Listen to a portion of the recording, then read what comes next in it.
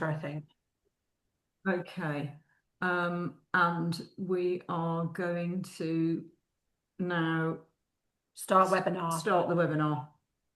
Mute us first. And I'll kick off in about 5 seconds then.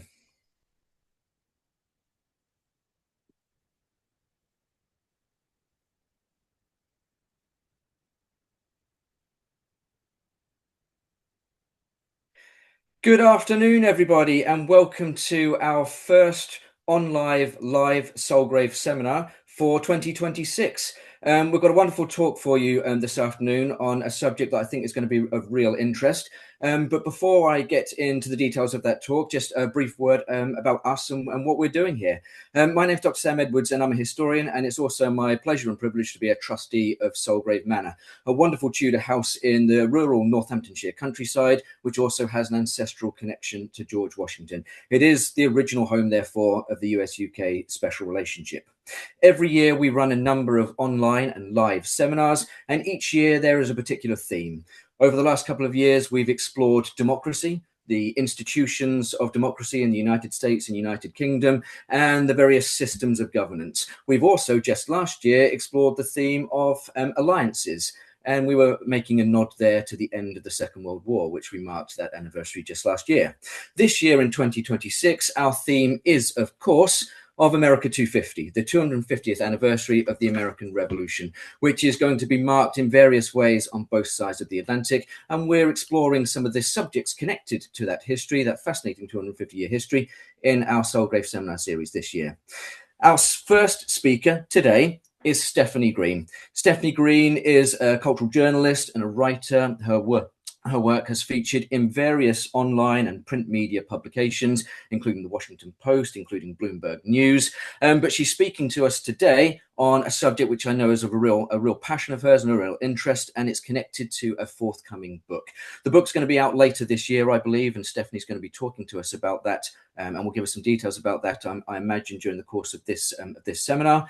But without further ado, I want to hand over to Stephanie. Stephanie's going to be talking to us about American Crown. That is some of the connections between the British monarchy and the United States, from revolutionaries to royalty. Stephanie's going to be talking, and she'll be talking for about 30 minutes or so.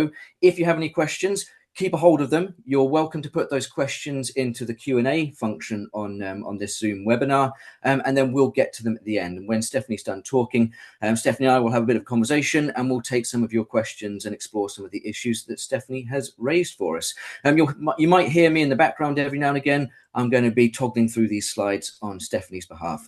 But without further ado, therefore, let me hand over to Stephanie Green. Stephanie, thanks for joining us today, and we're really looking forward to hearing you talk. Thank you very much, Dr. Edwards. Can everyone hear and see me okay? Yes, I think we're good to go.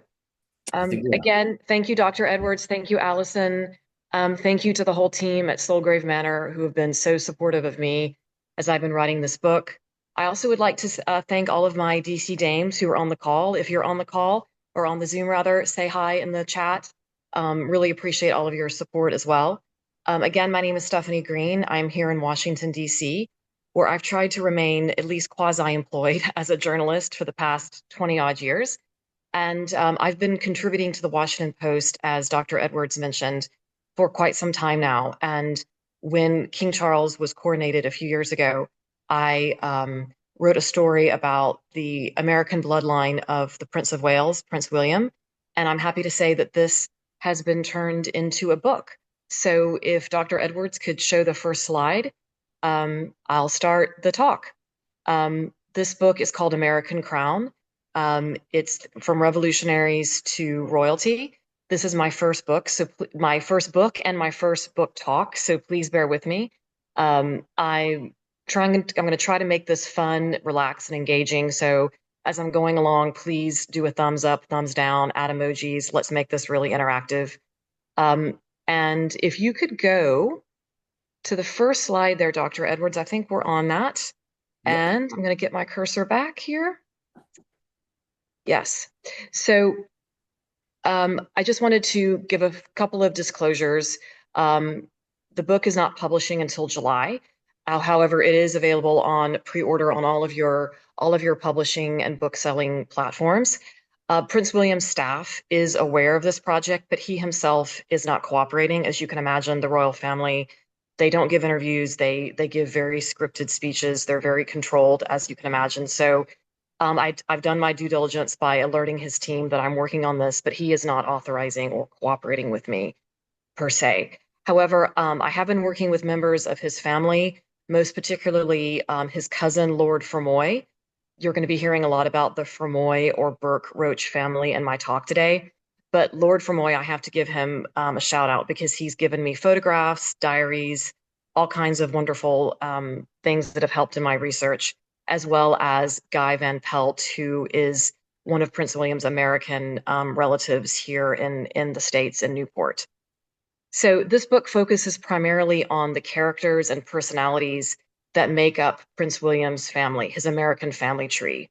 And I like to compare myself to a seamstress in that I'm taking patches of American history, patches of people's lives, and I'm weaving them together in what I hope is a very interesting and timely quilt. This quilt has drama, family feuds, war, peace, glamour, sex. Yes, there is sex in this book, and a lot of truly noble and virtuous people. So with that, let's go to the next slide, Sam. And this all goes back really to Diana, who of course was William's mother. She was born Diana Frances Spencer. So pay attention to the Frances part because there are a lot of Franceses in this story. But as you all probably know, Diana was a Spencer. We all know about the Spencer family. Winston Spencer Churchill and Diana Spencer, Lady Diana Spencer, were two of our most dazzling characters of the 20th century. But today I'd like to focus on the Fermoy line that I mentioned earlier, because this is very interesting and it goes right back to the American Revolution. So let's go to the next slide.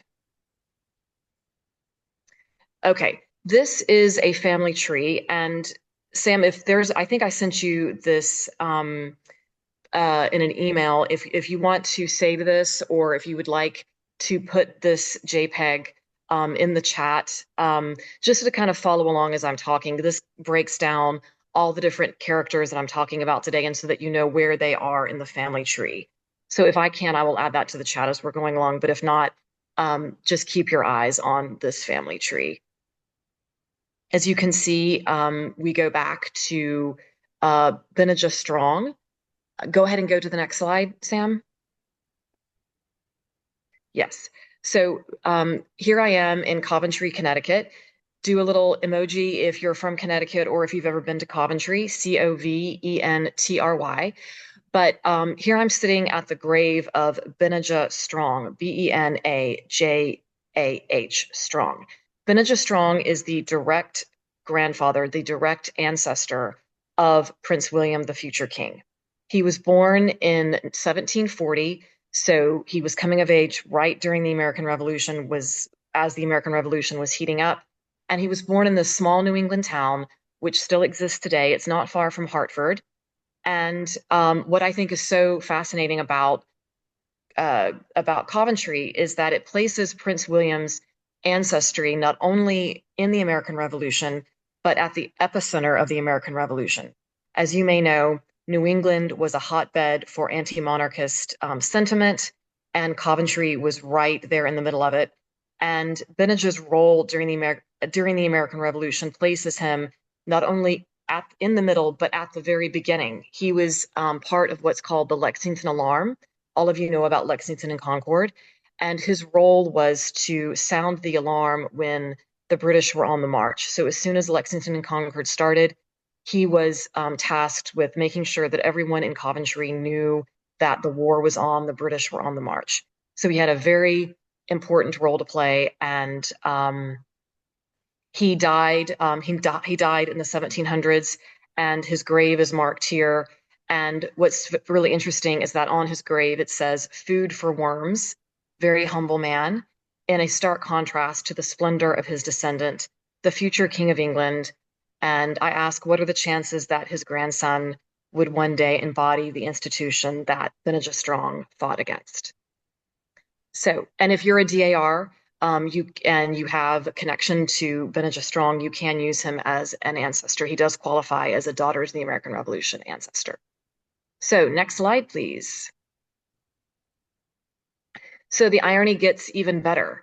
Benijah was, wait for it, the uncle of Nathan Hale, who was our most revered American martyr. Sam, you probably know about Nathan Hale from your work, but here I am in front of a statue of Nathan. Nathan was born in Coventry. He was the sister of Benijah's sister. So Benijah, of course, was his uncle, and he attended Yale. Most of the men in the Strong family were graduates of Yale. He taught school for a while in the New England area, and then Nathan joined the Continental Army, where he was recruited very ill-fatedly to be a spy. He was captured and hung by the British as an example to other patriots to basically keep your mouth shut and play ball and don't be a spy. So he died, and he died a very young man, and he gave us one of the most patriotic lines in American history, which is, "I regret that I only have one life to give for my country." So this is a Prince William ancestor as well. In the town of Coventry, everywhere you look, there is a shrine to Nathan Hale. They're very proud of him, as they should be. And as you can see, this is a statue. If you go into the US Capitol, you will see a statue of Nathan Hale representing Connecticut as their most famous patriot son. Nathan Hale's body was never recovered. However, in the town of Coventry, there is an area where people can go and sort of pray and meditate with the prayer that one day his body or his remains will be returned to the town that he loved so much. So next slide, please. So after the American Revolution, Benijah's son, Dr. Joseph Strong, moves to Philadelphia, another obviously hotbed of the American Revolution. And Dr. Strong was very much influenced by Nathan. He grew up listening to stories about Nathan and the legendary patriot who died for the American cause. And he went to Yale like the other men in the family. And what's interesting is that Dr. Strong, Benijah's son, Joseph, stayed in the same residence hall as Nathan, I guess to sort of feel close to his spirit. And he started a practice as a medical, as a army surgeon, as an army doctor, and he works under the tutelage of one of our other famous founding fathers, Dr. Benjamin Rush. And this is a photograph, or not a photograph, a portrait of Dr. Rush here. And Dr. Strong focuses his attention on infectious diseases. Obviously, yellow fever was running rampant through the colonies at the time, and that was his specialty, as well as helping soldiers on the battlefield. But like Nathan, Dr. Joseph Strong, Benijah's son, dies very young. He dies in 1812 at the age of 42 of, ironically, yellow fever. His widow, Rebecca, remarries and settles in Ohio, which is where we're going to go next in our next slide. Okay, so this is where the story gets even more interesting. So Dr. Joseph Strong marries Rebecca. He dies.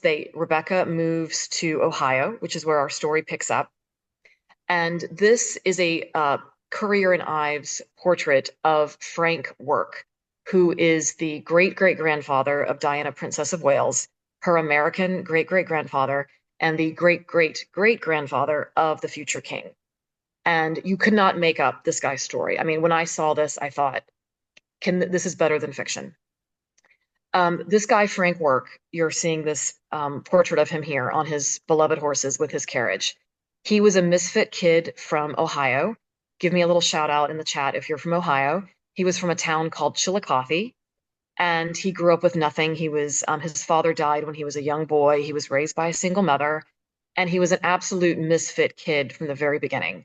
His favorite thing to do was get on his horse. He loved horses, and ride naked through the town to scandalize the town. That was his favorite thing to do. This obviously did not make him a very popular kid in Chillicothe. So the first chance he got the hell out of Chillicothe and made his way to New York, where he got a job in a dry goods business, kind of like a I guess what we would call today sort of a department store in the 1800s. And he followed this passion of his of horses, and he would go to local taverns and hang out. And he couldn't afford to buy his own horse, but he liked talking to other horse owners. And one day he was in a tavern and he struck up a conversation with an older man, a very distinguished looking older man. And it turns out this older man was the Commodore himself, Cornelius Vanderbilt.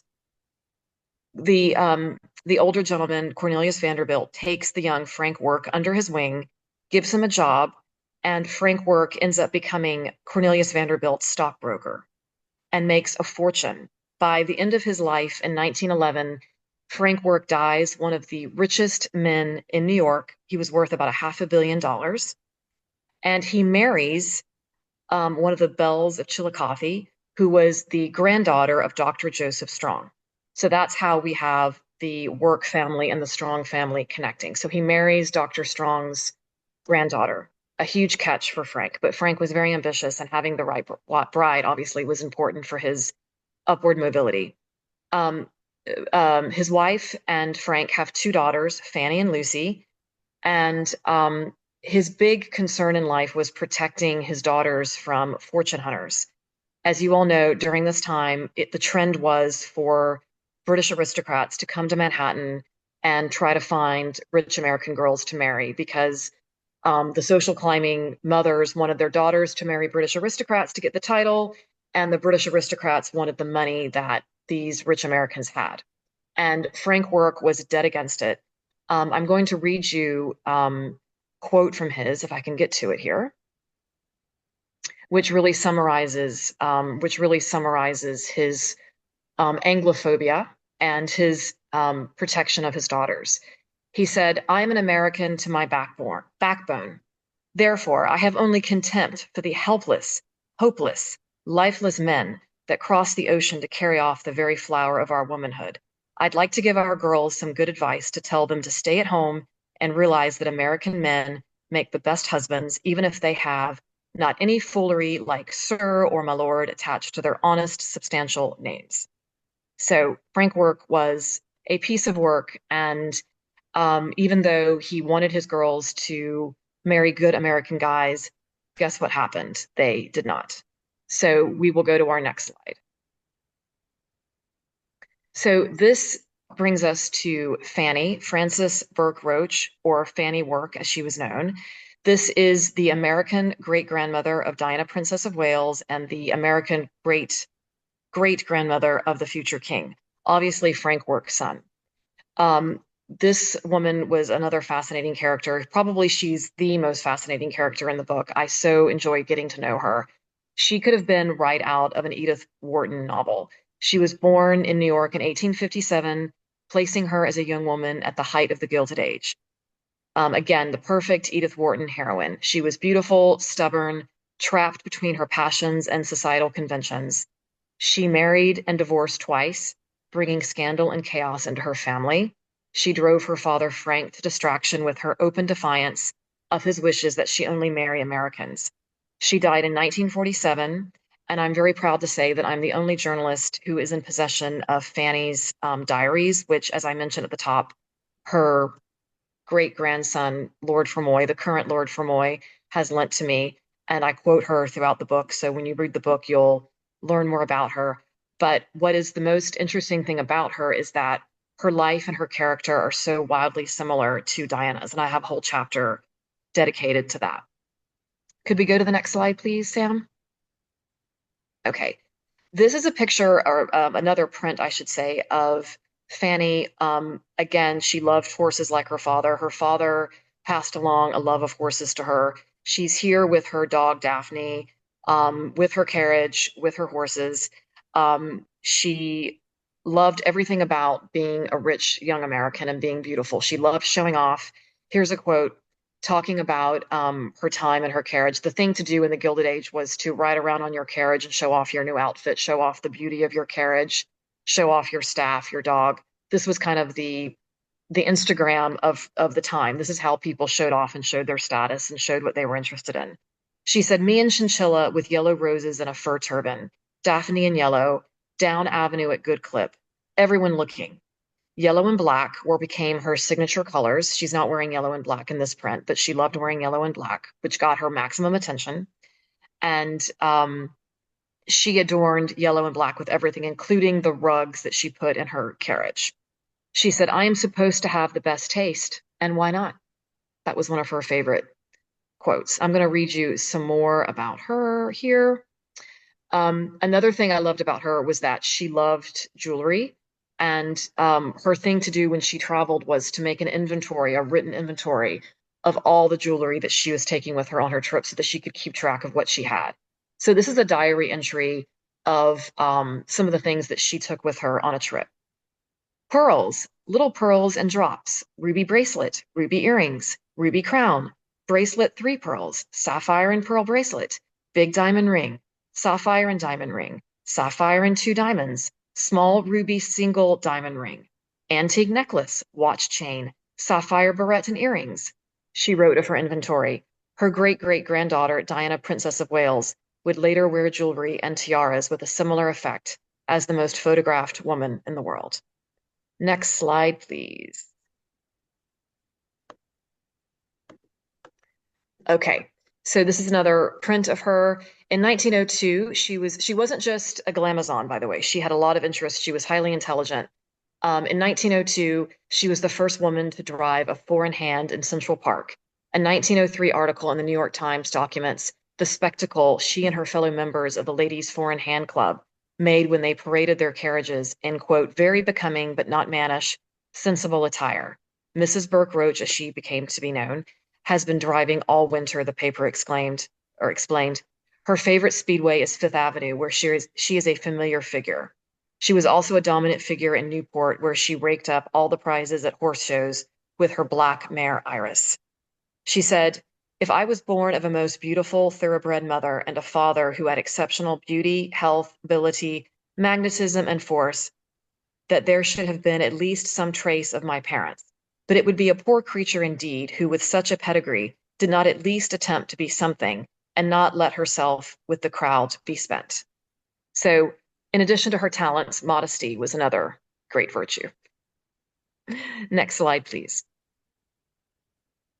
Okay, so this is Jim, her husband. He was James Burke Roach. He ultimately became the 3rd Baron Fermoy. So this is where it gets a bit confusing. The Burke Roach family is the same as the Fermoy family. Queen Victoria gave the Burke Roach family the title of Baron Fermoy in the 1800s. So Fanny married this man. As you can see, he was very intelligent, but a bit of a scoundrel and a bit of a devil, which is why they divorced, and which is why Frank hated him from the very beginning. But he was born into the Burke Roach family in 1851, a British family with an Irish title. And even though they were titled, they had no money. They had lost most of their property and money as the years went on. But Jim was able to be educated at Cambridge, and he soon went to the US to find a rich American girl, which of course he did. He and Fanny had 3 children before she resettled in New York with the children. So things went south. He was a gambler. He was a womanizer. He spent all of her father's money. So she left him and came back to New York with the children to live with her father. But interestingly, she got a divorce in Delaware after a lot of palaver, which I get into in the book. But he never acknowledged the divorce, and the divorce was never acknowledged in the UK. So Jim even went so far as to going to Burke's Peerage, which keeps track of all the aristocracy, to make sure that he was still listed as married to her. He never acknowledged the divorce, even though it was valid in the US. So that is how she got the Burke Roach name. So let's go to the next slide. Okay. All right. So these are the Burke Roach twins. As I mentioned, Fanny and Jim had 3 children, a girl and these 2 strikingly handsome twins, the Burke Roach twins. The sons of Fanny and Jim were born in London in 1885, 1 minute apart. They were brought to New York by Fanny as young boys and raised by her and Frank in the lap of luxury in Manhattan.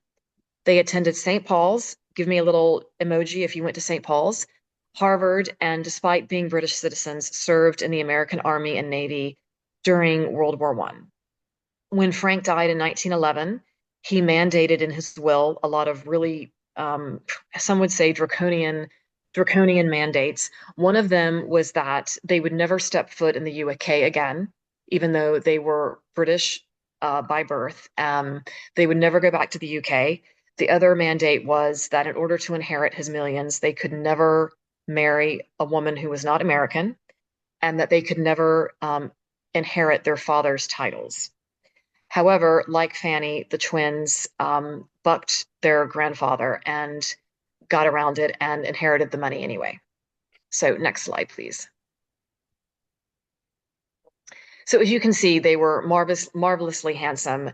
These are the twins in their uniforms. Morris is the one standing, Francis is the one seated. And although they were British born, they wanted to do their part for the country that had raised them. So they served in the American military during World War I. And because they were so handsome and because they were so rich and because they had this aristocratic connection, they were all over the media. And they were coming of age at a time, and Frances too, their mother Fanny as well, when the society page was the new thing. And you would read the society page before you would read the front page. And everybody wanted to know what everybody in society was doing, because this was a time when they didn't have movie stars. They didn't have the beautiful people, the aristocrats and the rich, and the people like Alice Roosevelt and Fanny Work and these twins were the celebrities of their day. So like Diana and William, they were chased down by reporters, they were photographed, their private lives were everywhere. And in 1920, they became even bigger celebrities when their father, Baron Fermoy, died suddenly. Their father inherited the Baron Fermoy title in 1920, but drops dead a couple months later. So his half American son, Morris, is in the position of having to decide whether or not he's going to accept his father's millions and remain an American, or accept his father's title and his family's title and move back to the UK. And he gets around his father's will, and he ends up becoming the next Baron Fermoy. They both stayed single. Francis, the son, the twin in the naval uniform, never married. Morris stayed single for a long time, which just heightened the interest in his personal life. But he finally married a Scottish pianist, Ruth Gill, who later became the Lady Fermoy. So we will go to the next slide. Okay, so we're getting into more contemporary history here. So the lady in blue, the older lady in blue, is Morris's daughter. And forgive me, in the UK, in the US, we say Maurice, but in the UK, they say Morris. So forgive me if I'm going back and forth there. But I'll try to stick with Morris because he called himself Morris. So Morris and Ruth welcomed their daughter, Frances Burke Roach, in January 1936. She would be named for her legendary American grandmother, Frances, or Fanny Work. Morris and Ruth became close friends of King George VI and Queen Elizabeth, whom Ruth later served as lady-in-waiting. Morris and Ruth lived in Park House near the royal family's Sandringham estate. In July 1961, at Park House, Diana Frances Spencer would be born. She would take on her mother's name of Frances and her American great-grandmother's name of Frances. And she would also take on, I would argue, Fanny's American spirit as well as her name. Next slide. Okay, so this is Lady Diana Frances Spencer in 1981. You can see that she's leaving her apartment. This is right when she was going out with Prince Charles, so there was a lot of interest in all of her comings and goings. And what I love about this picture is she's obviously in her Sloane Ranger days. She called this time of her life the happiest of her life when she was in her late teens, early 20s, sharing a flat with other young women in Earl's Court in London. But what I love about this picture is that she is photographed in front of her apartment. And this apartment was purchased through a trust by Frances Burke Roach, her American great-grandmother. So it was because of her American great-grandmother that she was able to live in this apartment with these other girls. And you can see her leaving that apartment before she was engaged to Prince Charles, or right when she was getting engaged. And if you go to Earl's Court today, there is a plaque on the wall of the apartment saying This is where Diana started in life. This is where she was photographed as a young carefree single girl. Next slide, please. So Diana, as Princess of Wales and as a divorced woman from the royal family, had an American love affair with the US, and we had an American love affair with her. I don't know to what extent she knew about Fanny. Obviously, she never would have met her American great-grandmother because she died in 1947 and she was born in 1961. But she would have grown up hearing stories about her through her mother. But what's so interesting is that she always loved America and America always loved her. This is a picture of her with President Reagan on her first trip to the US as the Princess of Wales. She was featured on the cover of People magazine more than anyone. And when she died in 1997, she was mourned in the US as deeply as in her own country. I have a whole chapter on her visits to the US, her love of the US, her friends in the US. We showed a slide earlier of her wearing a sweater, a USA sweater. That is not AI generated. She really did wear sweaters or jumpers with USA or American flags on them. And it is my opinion that she was planning to live in the US when she died. I talked to someone, and I detailed this in the book, who was in contact with her and Dodi Fayed in the weeks, if not days, before her death. And she was planning to spend a good deal of her time in the US. But sadly, her American dream came to an end in a Paris car crash in August of 1997. Next slide. This is Elm Court. This is the Newport home of Frank Work that he purchased in 1896. As I mentioned, he was a fixture of the Gilded Age. And if you watch the show on HBO, you know that everybody got a home in Newport during the Gilded Age. And this home is still in the same family since 1896. I visited this home in the last summer when I was doing my research. It's on Bellevue Avenue in Newport. Please don't show up at the house saying that you read my book. They probably won't let you in, but it's owned by a man called Guy Van Pelt. Can we go to the next slide, please, Sam? And this is kind of the American home base of Prince William's American family. As I said, it's the only property that I know of that stayed in the family this long, and it's been continued by generation after generation have kept the home. Throughout the home, there are pictures of the Burke Roaches, of the Fermoys, of Morris, of Francis, and it's also the home is very grand and yet very cozy. But it also has a great American history spirit to it. As you can see, there's a portrait of Thomas Jefferson there above the mantelpiece. Again, on Bellevue Avenue, and the current owner is Guy Van Pelt, Vanpelt. He lives there with his wife, Mary, and their two young daughters. And he is a direct descendant of Fanny and Jim's daughter, Cynthia, which makes him a Yankee cousin of the future king. So hopefully the Prince of Wales, or when he's king, William will stop by his American family home. Next slide, please. This is a picture of me in the dining room of Elm Court. As you can see, I'm standing in front of a portrait of Fanny Work, again, Diana's great-grandmother, still looms large in this family because she was such a fascinating character and such a big personality. And she's still reigning supreme. And this is a picture of her they have right in the dining room. Next slide, please. Okay, here we get to Prince William. Please put politics aside for a moment. And I want you to look at this picture through a historical lens. This is a picture, obviously, of the Prince of Wales and President-elect Trump in November of 2024. And what I love about this picture is when you're looking at this picture, there is only one person in this picture who would qualify as a son of the American Revolution. And it's not the American president. It's the future King of England, which just shows how far we've come as a country and how far William's family has come.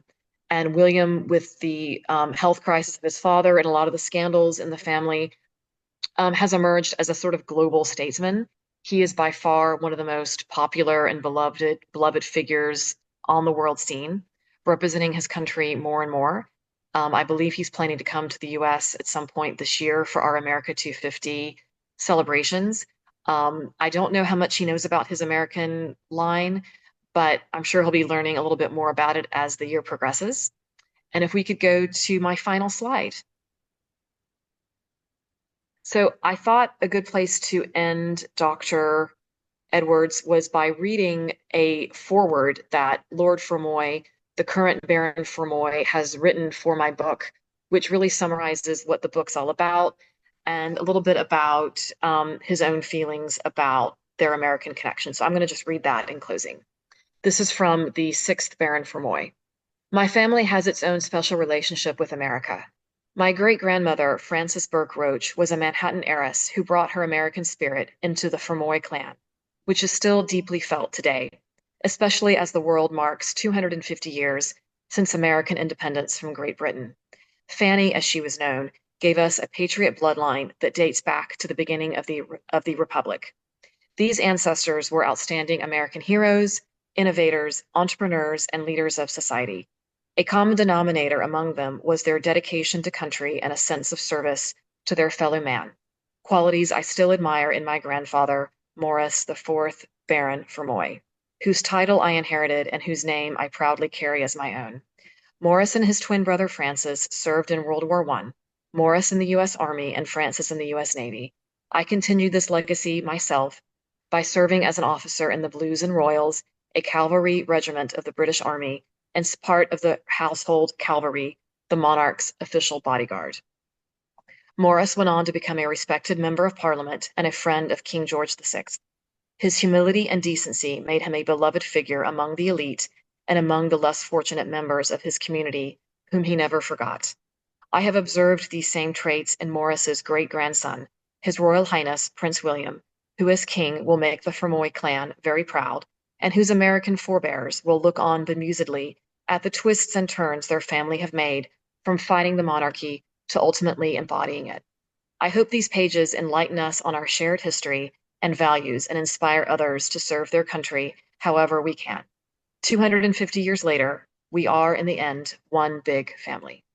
And with that, I will say thank you again, and I'll turn it over to questions. Thank you so much. Thank you so much for that, Stephanie. That was absolutely fascinating. I'm just waiting for my screen to return so that I can see everyone. But so many questions for me in the course of that really interesting presentation. And the obvious place to start, if I may, is just really intrigued by what took you to this subject in the first instance. Where did this all begin? Where did this fascination begin for you? Well, I'm dating myself here. I'm much older than you, Dr. Edwards, but I grew up during a time when Diana was probably the most famous woman in the world. Well, she always was the most famous woman in the world, but I always admired her. And I grew up in a time when I would read People magazine because we didn't have the internet, and I would always be fascinated by her. I was too young to remember when she got married, but I remember where I was when she died and being so sad. And I'm also very interested in history, and I'm a member of the Daughters of the American Revolution, as well as a colonial dame. And someone somewhere along the line told me that if she had lived, she could be a member of the DAR. And I'm thinking, what?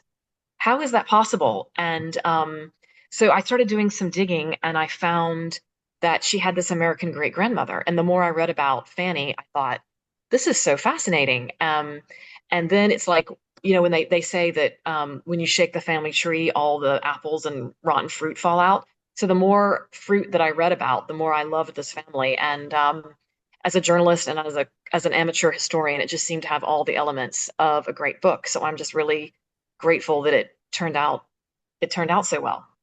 And as you were saying, there clearly a lot of digging involved in kind of recovering this fascinating story here. And just as we're talking as well, folks, I should have said, I think I did at the top, do feel free to throw your questions into the Q&A. So not the chat, but the Q&A. And then hopefully if we've got time, we'll get to some of your questions. But yeah, clearly a lot of digging involved in kind of getting to the heart of this story. So am I right in saying that what you've been able to recover here, this story, until you've told it, hasn't been fantastically well known, and that Diana herself wasn't very aware of some of these American connections? Is that the case? That's correct. When she got engaged, there was an article in the Washington Post about the Nathan Hale connection. But I mean, I've read pretty much every biography of Diana, and Lady Colin Campbell's book in the early 90s goes into Frances's background, but very little of this was printed or known. And I have to give credit to a couple of genealogists in 1984. Pardon me, I don't have that source in front of me, but I can get it to you. They published the American lineage of the Princess of Wales, but that was in 1984, and that was a book that was in very limited publication. Um, so yes, it's not well known, and as a journalist, that's very exciting to me that I can get a scoop Yeah, or a quasi absolutely. scoop. Absolutely. There's a couple more questions I want to follow up with, but there is a question that's just come through. Someone's asking, what might your next project be? Are you sticking with royalty and the American connection? Is there another project in the pipeline, or are you just enjoying what you're doing with this at the moment? Well, please let me get through this book first. The book has not actually been finished yet. I am in the thick of doing my citations, which, as a historian, you know, is the trickiest part of writing a book. It is, So absolutely. the book will publish in July, but it's not quite finished yet. I'm still, and also because William's story, I mean, is ongoing. So there's so much going on in the royal family that my William chapter is going to be edited and written up until the last minute. But to answer your question, I have not thought about the next book. I'm trying to get through this one. Um, but I'd like it to be something. I mean, I'm an Anglophile, so hopefully it'll be something. And I always look for reasons to go to London and England, so hopefully it'll be something related to the royal family or Britain in some way. Absolutely. And if you do find those reasons to come to London, you have to find some reasons to come visit us at Sulgrave as well. We've got another question. Sorry, Go and on. Dr. Edwards, I do have a chapter on Sulgrave Manor and on the connection between the Spencers and the Washingtons, but I didn't get into that today. But know that will be covered. That will be covered exhaustively in my book as well. I have a whole chapter on the Dames and how the Dames supported Sulgrave Manor and the origins of it, and how Lord Spencer helped Sulgrave, etc. So, but Oh, in the wow. interest of time, I didn't get into that today. That sounds absolutely fantastic. Yeah, we've got another question come through. Someone's asking, Lord Fermoy, what is their citizenship now? Are they Brits? Are they Americans? Are they dual citizens? The family now, what's the citizenship? The current Lord Fermoy is a British citizen. He was born in London, I think, and he was born in 1967, so he's relatively young. Um, and Morris, when he was a British citizen, but I believe he also had American citizenship because he was raised in America. But then he went back to England to assume the title. Yeah. So he was a member of Parliament. So I believe to be a member of Parliament, you would need to have British citizenship to be a member of Parliament. So and then he died in the 1950s, and then his children were British citizens as well. I think I recall you saying in the course of your talk there that the twins, their father had told them that they weren't to go to Europe, they were to stay well clear of it. But then they both joined the US military, US Army and US Navy. Is it during their military service that they made their first trip across the Atlantic to Europe then? And in the course of that, did they come to Britain when they were serving in the military, or was that later? They were in Europe during the military. I believe Francis, he was in the Navy, and I believe he was stationed in France. And Morris was when he was in the Army. I believe he was in combat, so he would have been in the thick of the war. But yeah, they were born. The twins were born in London, came to New York as young boys, as probably toddlers, and then went to school in the U.S. And then Morris inherited the title, went back to London. So you had a member of Parliament who had an American accent, an American education, was in the American military, and was pretty much an American. And he was, I believe, to date, he is the only. Correct me if I'm wrong. To date, he is the only member of Parliament to have graduated from an American university, an American Ivy League school. I believe he remains the only member of Parliament to have gone to an Ivy League American school. That's Please amazing. correct me if I'm wrong, but I know by the time he died that was the case. Maybe things have changed since then, but That sounds entirely plausible to me. If any folks listening right now want to correct us, though, throw it into the Q&A and we can respond. Someone else has asked here, Stephanie, picking up on something we were talking about a moment ago about maybe a visit to Sulgrave, asking if they're going to see you at Dame's Day at Sulgrave this June, because Dame's Day at Sulgrave at June is a big deal. Hope springs eternal. I would love that. Unfortunately, I have never been to Sulgrave, and even though I wrote this chapter on Sulgrave, I was hoping to get over there during my research, but it didn't work out that way. So I feel like I know it, and just a shout out, Dr. Edwards, to you and your whole team who have been so helpful to me through the process, giving me photographs, timelines, books, because there's only ever been one or two books written about Sulgrave Manor, the history of Sulgrave Manor that I know of. So thank you for providing me so much information. Yeah, the team at Sulgrave are absolutely awesome.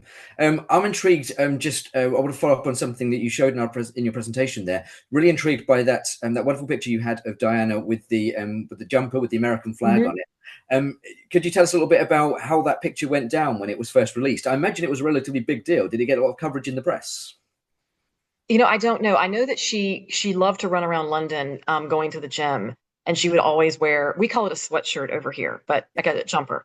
But she had one that Northwestern gave her when she when she went to Chicago, and the Northwestern University gave her one. She had one with Harvard, and then she had a couple with the American flag in the US.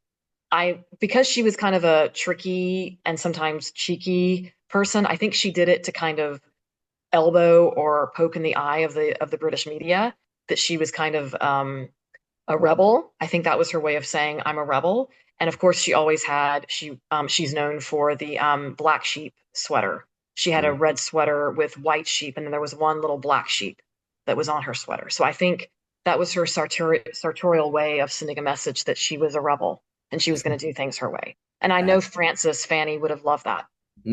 Yeah, that connection you drew between them in terms of character and celebrity culture between the Gilded Age and the late 20th century, I thought was really, really interesting. Another thought on this, another question, something I often get asked as a historian is, so you know a bunch of stuff about the past, Sam, but can you then use that and tell us what you think is going to happen going forward? And my get out clause is always, well, I deal with the past, I don't deal with predictions. That notwithstanding, if I can ask this question, you mentioned that it looks like there will be a royal visit to the US at some point over the next few months. The rumours I've heard is it might be March, it might be April, and it might well involve Prince William. Do you have any kind of instincts as to the types of places and locations that William and the King might go to? Do you think any of these places that you've talked about might crop up in the itinerary anywhere? Well, I don't have any inside information on this, and I have been in touch with the embassy to make sure they're aware of this book. And I told them, I said, please use my book as like an idea list of where he could go, because it would be lovely if he could go to Coventry and see the grave of his patriot ancestor, or go to Newport and visit his American cousins in Newport.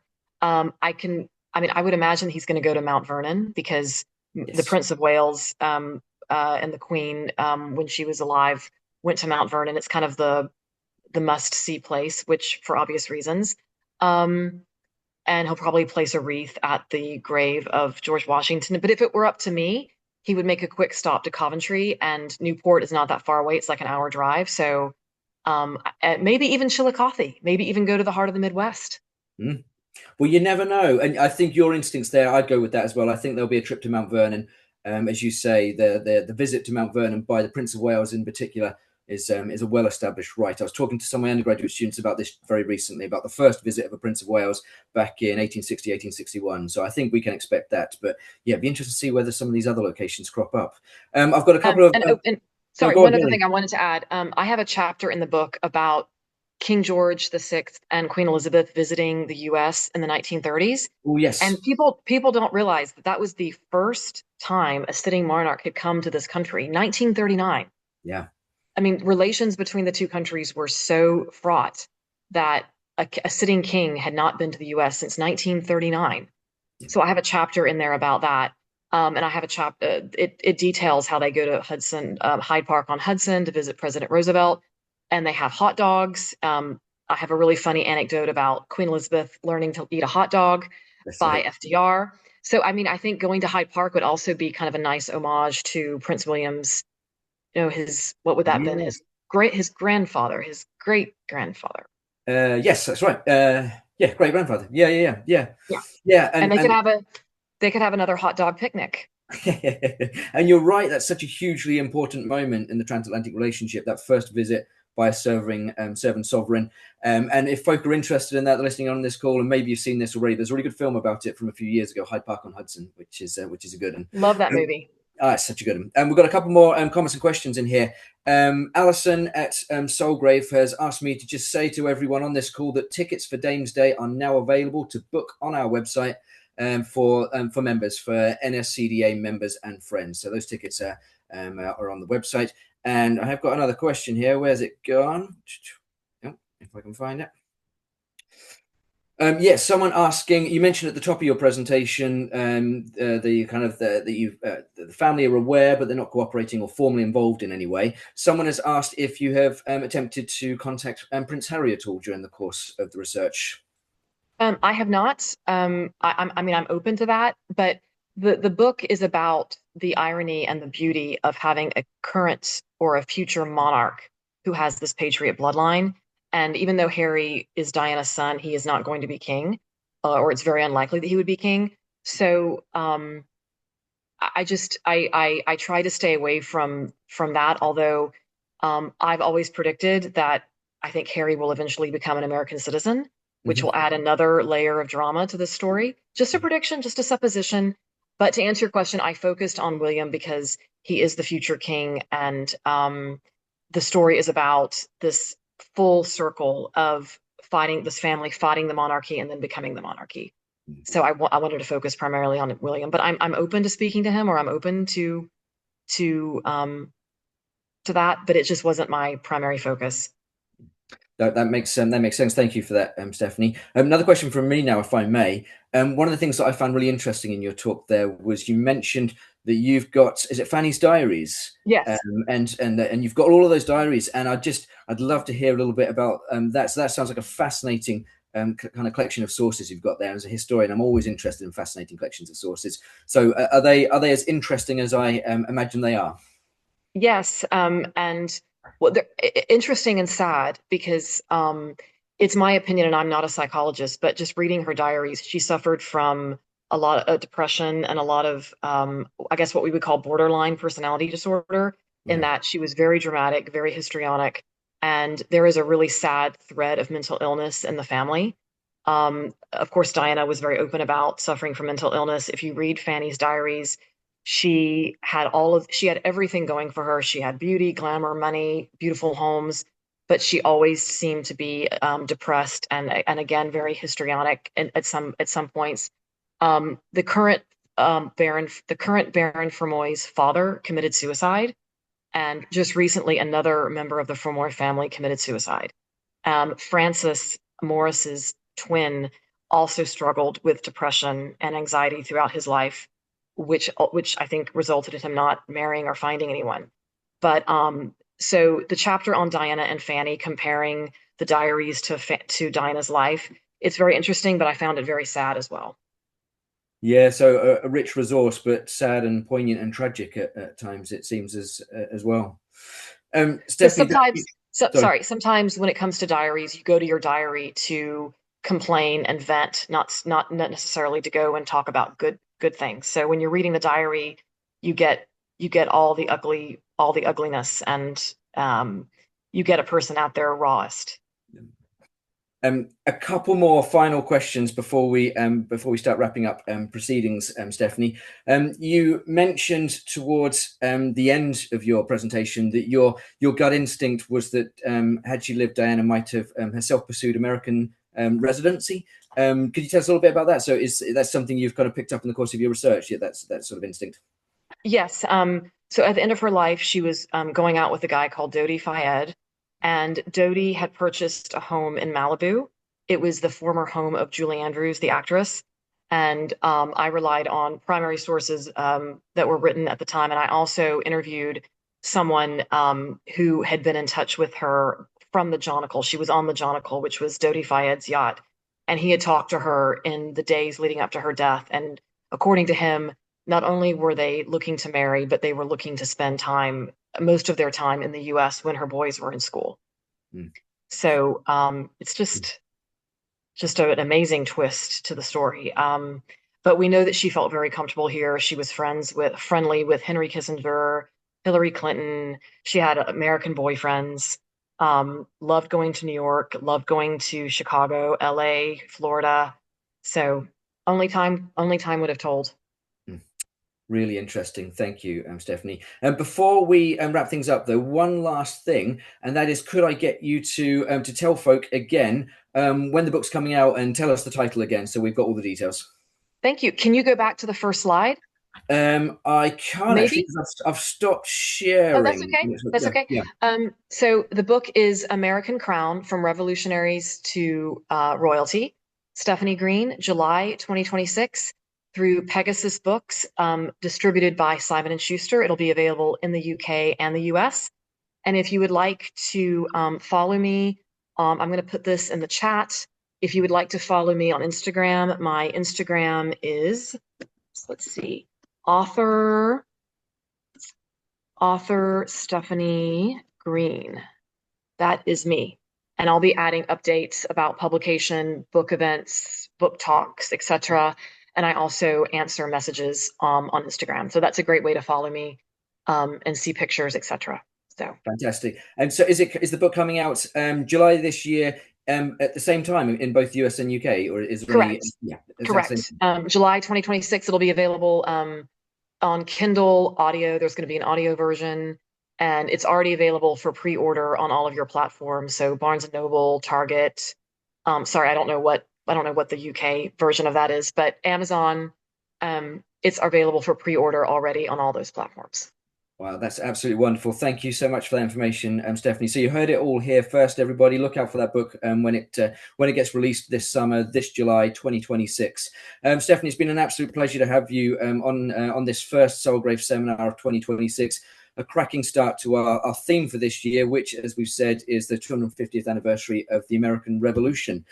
Before I close things out and say goodbye, a few thank yous. So firstly, thank you to all the team at Sulgrave Manor for everything they've done to support this afternoon's seminar. Special thanks to Alison Ray, and special thanks as well to Kate Garner, who is the wizard behind the scenes that's made all of this work. So my thanks and Stephanie's thanks to all of those. There are more talks on their way, and the full program of talks for this year's 2026 series will be heading to Sulgrave Manor's website in the very near future. I can say that our next talk is going to be in July, fittingly, and we're going to be having a talk by a scholar who's got a book coming out round about now dealing with the Declaration of Independence. So a nice fitting connection there. And a couple more talks coming later this year. So as I say, look out for the details on Sulgrave Manor's social media and also on Sulgrave Manor's website. There's one final thing to say, and that is, of course, our theme is the 250th anniversary of the American Revolution, and Stephanie's talked to that subject today. But we've also been talking about the US-UK special relationship, and the attentive will know that tomorrow sees another significant anniversary. Tomorrow marks the 80th anniversary of Winston Spencer Churchill's famous address at Fulton, Missouri, 5th March 1946, that famous speech which gives us two powerful and evocative phrases: Iron Curtain, and of course, special relationship. So it's worth us just keeping that in mind as well as we ponder some of these issues. Finally, once again, then thank you so much, Stephanie. Thanks for joining us, and I look forward to seeing you, all of you listening in today, at our next talk in July.